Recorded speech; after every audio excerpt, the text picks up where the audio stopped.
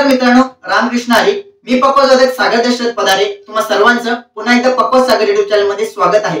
तुम्हा सर्वांना माहितच आहे आपल्या चॅनलवर पक्वाज रिलेटेड नवनवीन आणि उपयुक्त असे व्हिडिओ येत राहतात. तशीच एक आपण नवीन माहिती घेऊन या व्हिडिओ मध्ये आलो आहोत. या व्हिडिओ मध्ये आपण भजनी ठेक्याऐवजी एक नवीन ठेका पाहणार आहोत. त्याआधी जे कोणी आपल्या चॅनलवर नवीन असेल त्यांनी कृपया करून चॅनलला सबस्क्राइब करा, व्हिडिओला लाईक करा आणि कमेंट मध्ये मला तुमचा प्रतिसाद कळवा आणि हा बेल आयकॉनला दाबायला विसरू नका.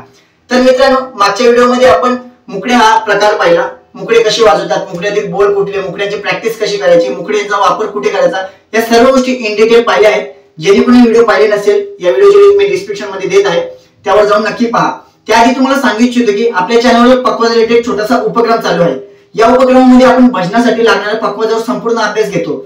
मागच्या काही भागांमध्ये आपण भजनी ठेका, भजनी ठेक्यातील प्रकार, उठावन, लगी, लगीतील प्रकार, तोड, मुकडे आणि अशा बऱ्याच गोष्टी आपण त्या व्हिडिओ मध्ये पाहिल्या आहेत. जे कोणी आपल्या चॅनलला जॉईन झाले नसेल त्यांनी लवकरात लवकर जॉईन व्हा आणि या उपक्रमाचा फायदा घ्या. तर या व्हिडिओ मध्ये आपण भजनी ठेक्याऐवजी एक नवीन ठेका पाहणार आहोत. तर आपण डायरेक्ट बोलायला सुरुवात करूया. ठेक्यातील पहिला शब्द आहे धा. तर धा वाजवताना शाईपुड्यावर ता वाजवायचा, ता ता, आणि धुनपुड्यावर वरचा ग वाजवायचा, ग ग. शाईपुड्यावरचा ता आणि धुनपुड्यावरचा ग यांचा एकत्रित आघात धा वाजतो. धा पूर्णपणे क्लिअर झाला. त्याच्या पुढे शब्द तीर. तीर कसा वाजवायचा बघा. ती वाजवताना ती या दोन बोटांनी, ती ती आणि र तर्जनीने, र र. ज्याप्रमाणे आपण तिट हा शब्द वाजवतो त्याचप्रमाणे तीर वाजवायचे. वाजवताना तिटच वाजवायचे, उच्चार करताना तीर करायचे. तीर तीर तीर तिट तिट तीर तीर. तीर समजला. पहिला वाजवला आपण धा, त्याच्यानंतर तीर. त्याच्या पुढील शब्द कीट. कीट वाजवताना की धुपुड्याच्या खाली दाबायचा, की की की की. आणि इकडे दोन बोटांनी बघा, कीट कीट कीट. बघा, पहिला आपण वाजवला धा, त्याच्यानंतर तीर तीर कीट कीट. आता तीर कीट हा एकच शब्द आहे. कसा? तीर कीट तीर कीट, धा तीर कीट, धा तीर कीट. इथपर्यंत क्लिअर झालं. आता पुढचा शब्द नाग. नाग वाजवताना चाट वाजवायची, चाट, नाग नाग. नला चाट असे म्हणतात. आता चाट म्हणजे काय बरेच जणांना माहित नसेल, त्याच्यासाठी आपण एक चॅनलवर स्पेशल व्हिडिओ बनवले आहे. चॅनल जाऊन नक्की पहा. ना ना ना ना ना ना ना ना. आणि इकडे ग ग ग. नाग नाग नाग. नाग क्लिअर झाला. व्हिडिओ पुढे जाण्याआधी मी तुम्हाला सांगतो, व्हिडिओ प्लीज स्किप करू नका, कारण नुसता बोल पाहून व्हिडिओ स्किप करू नका. यातील वजन वेगळं आहे, म्हणजे याचा वापर करताना याचं वजन कसं द्यायचे हे वेगळे आहे, ते मी पुढे सांगणार आहे. आता फक्त आपण बोल क्लिअर करतोय. ओके. आता झाला नाग. त्याच्या पुढे शब्द तिट. नाग नाग तिट तिट तिट. मग आपण तीर बोललो ना, तो शब्द तिट तिट तिट तीर तीर. इथे काय वाजायचे? तिट तिटच वाजायचे, फक्त उच्चारताना तिट तिट. नाग तिट नाग तिट हा एकच शब्द आहे. नाग तिट नाग तिट. मी तुम्हाला एक एक मात्र क्लिअर करतो म्हणून सांगतोय. पहिल्या बाजूला आपण धा, त्याच्यानंतर बाजूला तीर कीट, धा तीर कीट. त्याच्या पुढे बाजूला आपण नाग तिट नाग तिट. इथपर्यंत क्लिअर. जर कोणाला समजत नसेल तर मला नक्की कमेंट करा. ओके. इथपर्यंत क्लिअर झाले. आता पुढील शब्द धा तिट. धा धा शायपुड्यावर धा, मधुपुड्यावर धा तिट तिट तिट, धा तिट तिट तिट. इथपर्यंत क्लिअर. पुढे शब्द गदिगण. गदिगण बघा, ग ग वरचा ग, दी दी साइड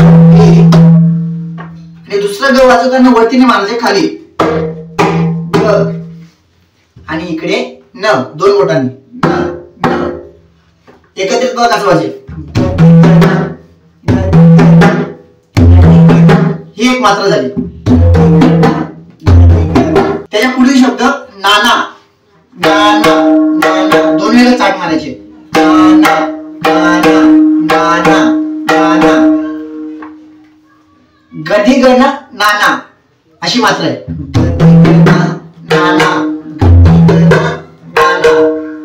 बोल थोडा किचकट वाजत असेल परंतु तुम्ही बोल एकदम व्यवस्थित प्रॅक्टिस केलं बसवल्यावर याचा भजनामध्ये किंवा कीर्तनामध्ये वापर करताना खूप सुंदर वाटेल. बघा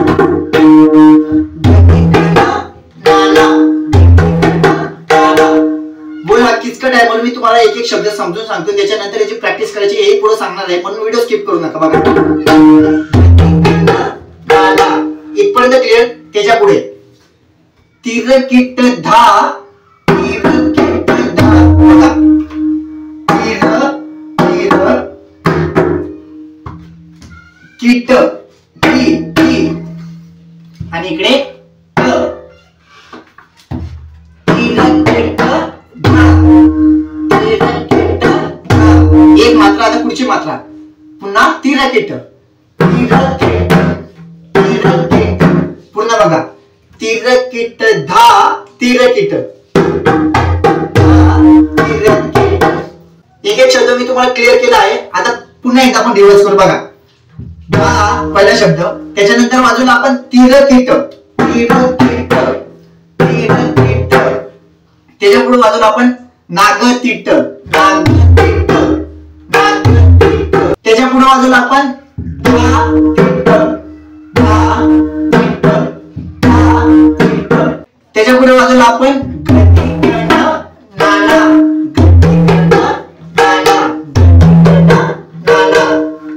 त्याच्या पुढे वाजवलं आपण तीर किट धा तीर किट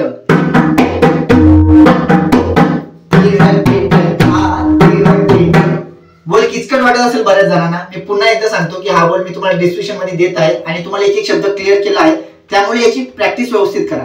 पूर्ण बोल आता मी एकत्र बोलतो. बघा धा तीर किट नाग तिट धा तिट गदी गण नाना तीर किट धा तीर किट. आता हा बोल मी तुम्हाला एक क्लिअर केला आहे. आता हा बोल आपण सुरुवातीला टाळीवर बसवायचा. प्रॅक्टिस करताना हा बोल आधी पाठांतर करायचा त्याच्यानंतर टाळीवर बसवायचा. पुढे मी तुम्हाला याची प्रॅक्टिस कशी करायची हे पण सांगणार आहे आणि याचा वापर कसा करायचा हे पण सांगणार आहे म्हणून व्हिडिओ शेवटपर्यंत बघा. बघा आधी हा बोल पाठांतर करायचा कसा. धा तीर किट नाग तिट धा तिट गदी गण नाना तीर किट धा तीर किट धा तीर किट नाग तिट धा तिट गदी गण नाना तीर किट धा तीर किट. हा बोल पाठांतर झाल्यानंतर टाळीवर वाजवायचे. टाळीवर कसं वाजवायचं बघा. बोल 8 मात्राचा आहे. टाळी बघा कशी वाजेल. धा तीर किट नाग तिट धा तिट गदी गण नाना तीर किट धा तीर किट धा तीर किट नाग तिट धा तिट गदी गण नाना तीर किट धा तीर किट. टाळी समजली. पुन्हा एकदा बघा मी हळूहळू वाजवतो. धा तीर किट नाग तिट धा तिट गदी गण नाना तीर किट धा तीर किट. टाळीवर समजला. आता याची प्रॅक्टिस करताना कशी करायची बघा. प्रॅक्टिस करताना आपल्याला एक पडलाच करायचे आणि यावर आपल्याला वजन आणायचे. वजन कसा नुसता पक्वाचं वजन नाही काढायचे. प्रत्येक बोल विशिष्ट वजन आहे ते पाहायचे. प्रॅक्टिस करताना एक पटलाच प्रॅक्टिस करायची आणि हा बोल आपल्याला जास्तीत जास्त एकपट आणि दुप्पट या लेंथच वाजवायचे. तिप्पट आणि चौपटला हा बोल वाजवायचा नाही आहे. भजनामध्ये हरिपाठामध्ये हा बोल वाजवायचा. तिप्पट चौपटला नाही वाजवायचे. एकपट दुप्पटलाच वाजवायचे. परंतु त्याचं विशिष्ट वजन आहे ते बघा कसं.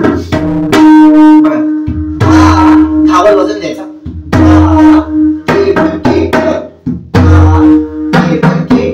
मग नाग तिट बोलेल कसं पक्वाचं वजन द्यायचा.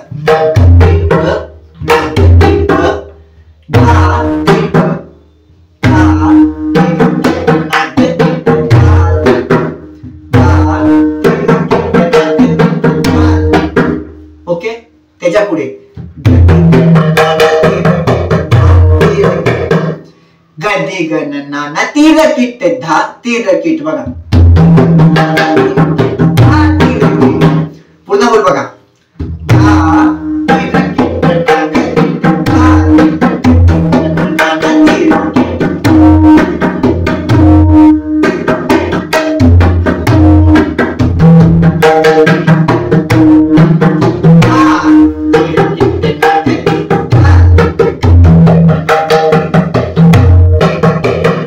हा बोल तुम्हाला सोपा वाटत असेल, परंतु अभंगामध्ये, भजनामध्ये किंवा कीर्तनामध्ये हा बोल कंटिन्यू वाजवणं खूप कठीण आहे. त्यामुळे तुमची प्रॅक्टिस, हा बेस एकदम परफेक्ट पाहिजे. त्यामुळे मी सांगतो प्रॅक्टिस करताना एकपटला अशी प्रॅक्टिस करा की हा बोल तुम्ही चुकले नाही पाहिजे. कारण की 8 मात्रेचा बोल आहे आणि अभंगामध्ये किंवा भजनामध्ये, कीर्तनामध्ये चालू असताना जर तुम्ही चुकला तर टाळ चुकेल आणि टाळ चुकला तर अभंगही चुकेल.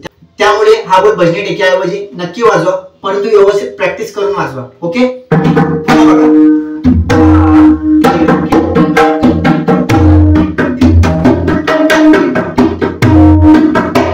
ही झाली त्याची प्रॅक्टिस. आता हा बोल वाजवायचा कसा, म्हणजे भजनामध्ये, हरिपाठामध्ये, कीर्तनामध्ये. मी तिने यांच्या तरी सांगत, पण मी एक छोटासा अभंग बोलतो, म्हणजे आपण एक चलन बोलूया. त्याच्यामध्ये सुरुवातीला भजनी टेका वाजूया, म्हणजे आपला डिफरन्स समजेल, आणि नंतर वाजवताना आपण हा नवीन टेका वाजूया. या दोन्ही पैकी तुम्हाला कुठला टेका आवडेल कमेंट मध्ये मला नक्की कळवा. बघा, आपण सुरुवातीला भजनी टेका वाजूया. हरी जय जय राम राम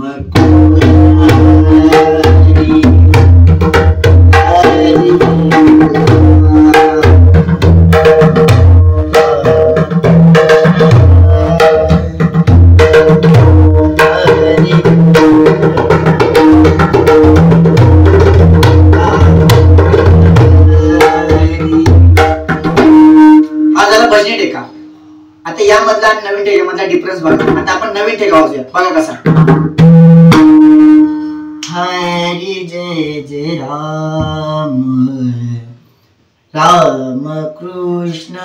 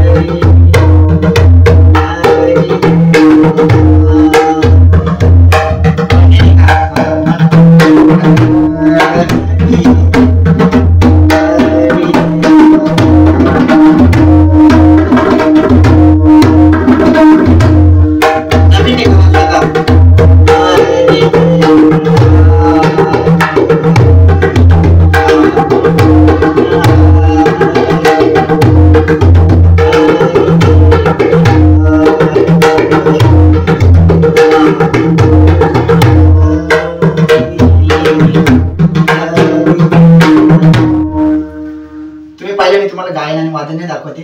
आपल्याला टेक्यातील फरक सांगते, म्हणजे टेक्यातील डिफरन्स काय. आपण भजनी टेका तर नॉर्मली वाजवतच, परंतु भजनी टेकाऐवजी आपण हा टेका वाजवला तर ऐकायला खूप सुंदर वाटतं आणि खूप युनिक आणि प्रोफेशनल वाटतं.